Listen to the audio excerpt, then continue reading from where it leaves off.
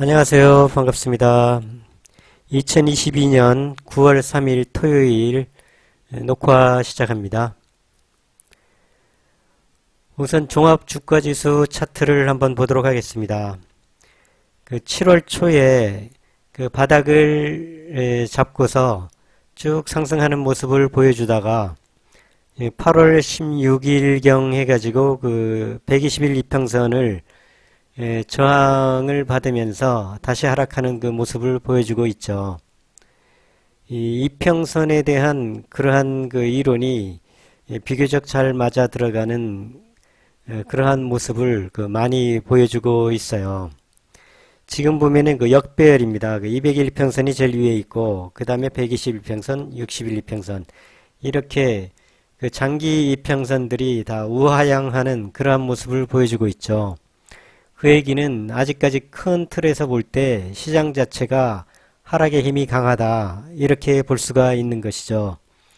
그러다 보니 60일 이평선을 여기서 뚫고 올라가서 상승의 힘이 좀 커지는 듯 하다가 다시 120일 이평선을 뚫지 못하고 내려오는 그러한 모습을 보여주고 있습니다.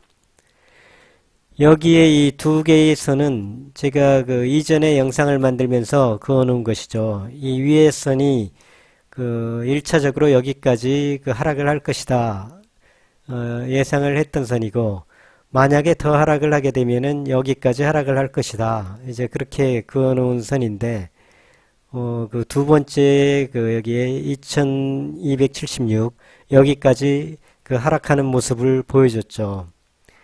그래서 다시 상승하는 모습을 보여주고는 있습니다만, 지금 여러 가지 세계적인 시황 등등을 볼 때 상승하기에 어려운 그러한 요소들이 많이 있습니다.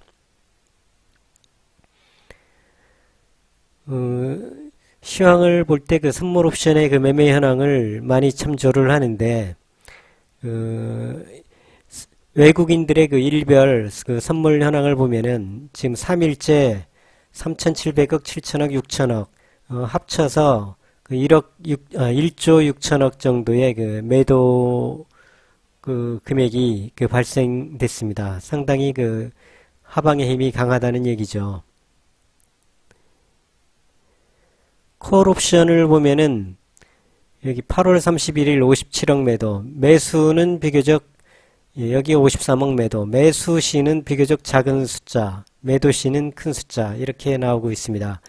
이 얘기는 어느 정도 올리다가 매도를 해서 이익 실현을 하고 다시 올리다 매도를 해서 이익 실현을 하고 이런 단타를 하고 있다, 이러한 모습을 볼 수가 있죠. 풋 옵션의 경우는 전체적으로 매도가 많죠.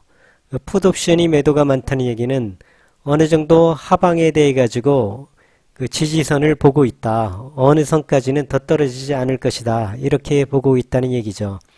어제 116억을 매도했다. 비교적 매도 수량이 컸다는 얘기는 이제는 좀 하락할 만큼 하락을 했다. 뭐 이렇게 내다 보고 있지 않느냐. 외국인들이 생각이요. 뭐 이렇게 추정을 할 수도 있는 것이죠. 자, 그러면은 여기에 만약에 이러한 느낌으로 볼 때 여기서 뭐 더 크게 하락은 하지 않겠지만, 그렇지만 선물의 매매 현황 이런 것을 볼 때 크게 상승하기도 쉽지가 않다, 이렇게 말씀을 드릴 수가 있겠습니다. 지난번 영상에서 제가 선물 옵션 투자 주체별 포지션 분석이라는 이러한 표를 보여드린 적이 있죠. 근데 이 표가 지난번에 말씀드릴 때도 여기의 흐름과 조금 불일치한다 이렇게 말씀을 드리면서, 그 당시에는 이쪽 표가 더 좀 신빙성이 있다 이렇게 말씀을 드렸는데, 지금 좀 흐름을 보니까 이쪽 표의 신빙성보다는 이쪽의 신빙성이 더 높은 것 같은 그러한 생각이 듭니다. 여기의 표에서도 기간 누적치로 볼 때 이전에는 매수가 많았었는데 이제는 매도가 3,000계약 매도 수량이 더 많아지는 그러한 모습으로 변화가 이루어졌습니다. 그 얘기는 오랜만에 그 매수가 우위에 있으면서 상승의 힘이 클 것이다라고 말씀드렸던 지난번 그 영상과는 그 반대로 이제는 상승의 힘이 다했다 이렇게 말씀을 드릴 수가 있다는 얘기입니다. 여기에 보면은 요 빨간색의 그 고점이 그 코스피 지수 320 정도에서 그 만기는 그 다음 주 목요일이 만기입니다. 만기에 그 이익의 극대치가 이루어지고 있습니다.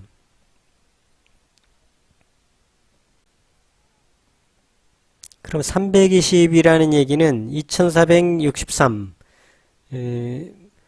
선물지수 320이라는 얘기는 2463에서 그 외국인들이 그 선물옵션 만기 이 포지션에서 이익이 극대화가 된다.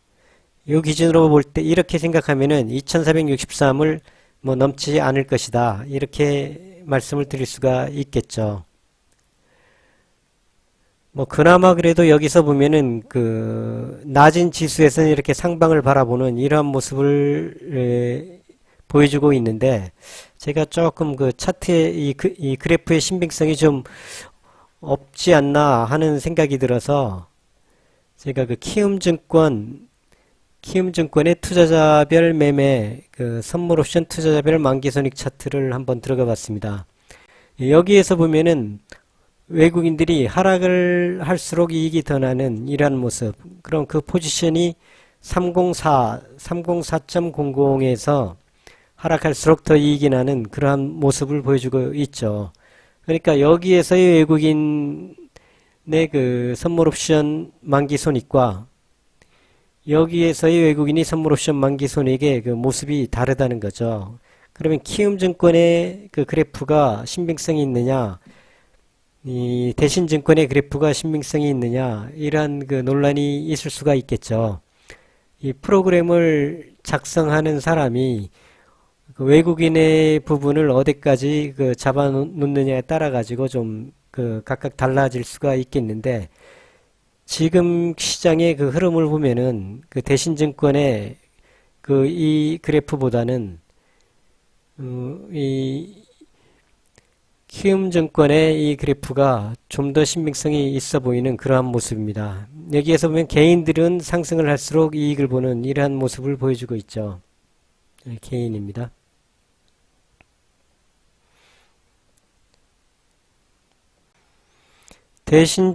대신증권에서는 하락을 할수록 개인들이 이득을 보는 이익이 상승하는 이러한 모습을 보여주고 있습니다. 그러니까 지금 이 투자 주체별 포지션 분석의 그 그래프가 이 대신증권의 그래프와 그 키움증권의 그래프가 서로 다른 그러한 모습을 보여주고 있죠. 지금 장의 흐름으로 볼 때는 이 키움증권의 그래프가 좀 더 신빙성이 있지 않나 이렇게 말씀을 드리고 싶습니다.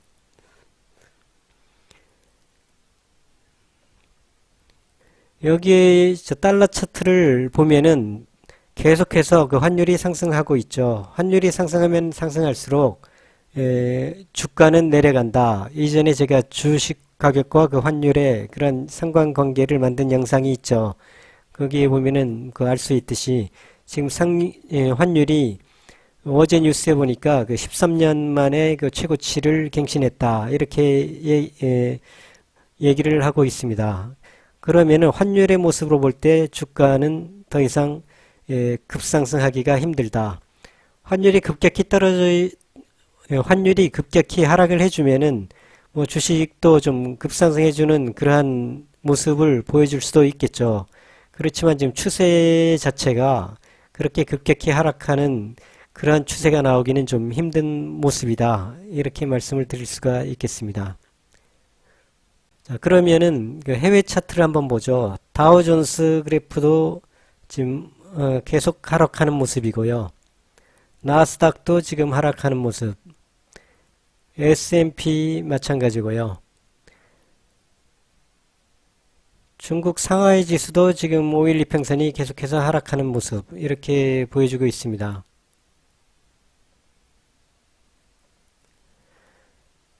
단지 좀 좋은 점은 그 금요일 날 어제 독일 지수가 그래도 3.3%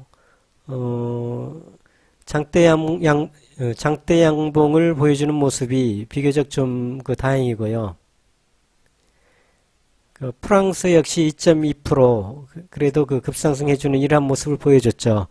유럽의 차트가 그래도 좀 양봉을 어제 하루 나타내주고 있지만 전체적으로 미국 지수와 중국 지수가 아직까지는 하방을 바라보고 있는 모습이다. 이러한 것으로 볼 때 우리나라 장도 미국 지수와 중국 지수의 영향을 많이 받다 보니까 그렇게 급히 상승하기는 쉽지 않겠다. 이렇게 말씀을 드릴 수가 있겠네요. 자, 그러면은 이러한 시황에서 어떻게 매매를 하는 것이 좋으냐? 이런 시황에서는 좋은 종목이 있으면은 단타 위주로 이러한 때는 길게 갖고 가기보다는 한 4, 5% 정도 진입을 해서 3%, 4%, 5% 이 정도 수익을 내면은 그냥 청산하고 빠져나오고 다시 종목을 보고 또 단타로 2, 3일 내에 3, 4일 내에 아니면 일주일 내에 3%에서 5% 정도 수익을 내면은 다시 매도로 해서 빠져나오고 하는 이러한 단타 매매를 하는 게 유리하지 않나 이러한 생각을 해봅니다. 요즘 종목을 보다 보면은 좀 순환매를 하는 모습이 보이죠. 업종별로 돌아가면서 순환매를 한다. 한번 삼성 SDI를 한번 보도록 하겠습니다. 삼성 SDI가 지금 여기 보면 60일 이평선이 지지선을 만들어주는 그러한 모습을 보여주고 있죠.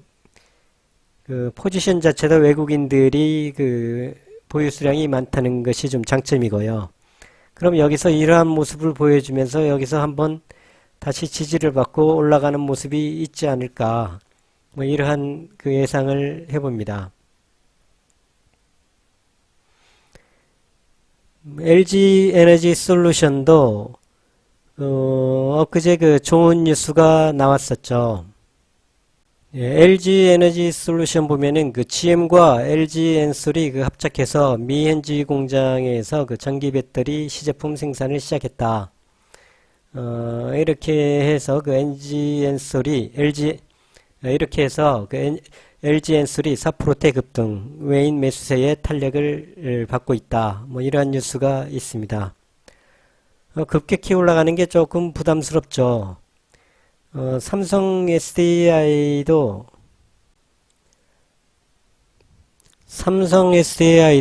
일주일 전에 뉴스를 보면은 BMW의 원통형 공급 논의하고 있다. 이러한 뉴스가 좀 있어서 8월 말에 좀 장대 양봉을 나타내주고 하는 이러한 모습을 보여줬습니다. LG 에너지 솔루션에 비교적으로는 비교적 좀 이슈가 좀 약한 이슈지만 그래도 삼성 SDI 역시 나쁘지는 않을 것 같습니다.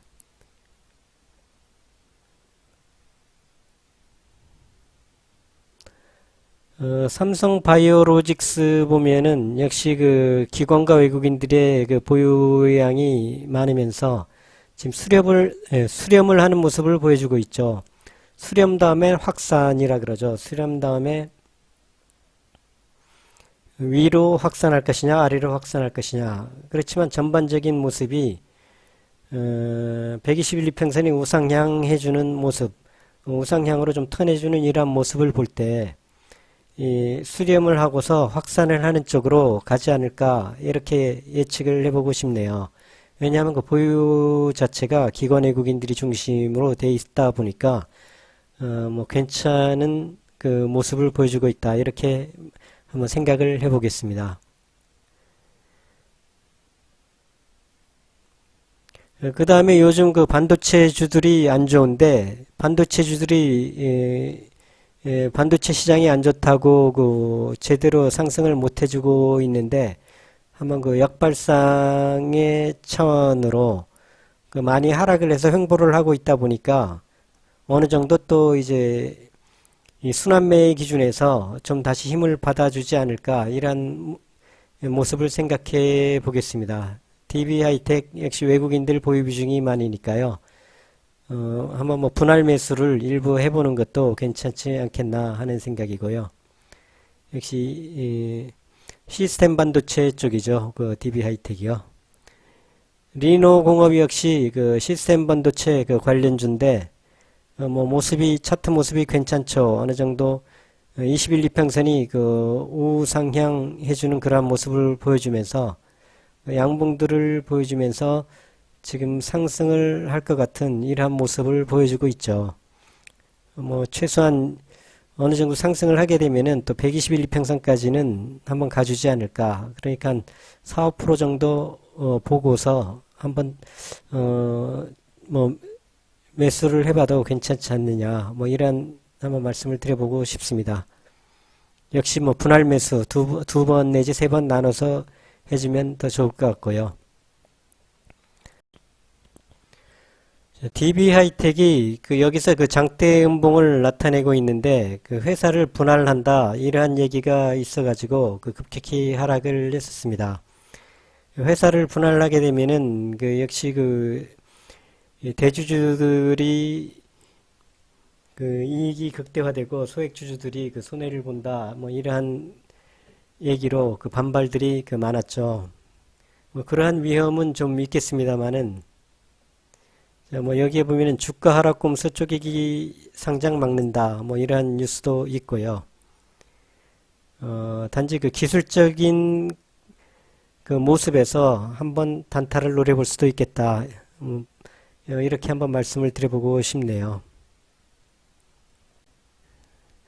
전반적으로 그 시황 자체가 지금 환율이 계속해서 상승하고 있고 그 들려오는 그 뉴스들이 세계적으로 들려오는 뉴스들이 과히 좋지 않다 보니까 항상 긴장을 하고 단타 위주의 매매를 하는 것이 좋겠다.